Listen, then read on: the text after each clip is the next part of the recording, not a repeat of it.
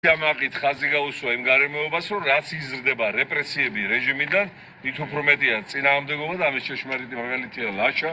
აგენ მეგობარი, რომელიც ახლახანს გამოვიდა, იგივე განწყობა, იგივე ცეცხლი და სამწუხაროდ დიქტატორმა ქვეყანაში გახსნა საკონცენტრაციო ბანაკი, რომლის პატიმრები ვართ ყველა, გარეთ ყოფითაც და შიგ დაპატიმრებულების. ხო, ეს ბანაკი ძალიან მალე დაინგრევა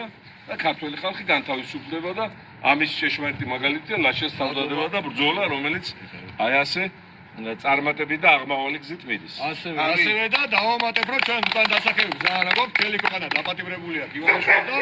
არ ვაპირებთ გავატანოთ არც სახში, არც რუსეთში, არ ვაპირებთ საქართველოს ქართველების გაეშ დავატოვებინოთ, რაც გრძელდება, არ ვაპირებთ ადამიანები ვახოცინოთ, ჩიმშილით, გარემოს დაბინძურებით, ძეგლები ვაგრევინოთ, ეკლესიები ვაგრევინოთ, რაც გრძელდება და ასე რომ ყველა ნორმალური ადამიანის ელემენტარული ვალია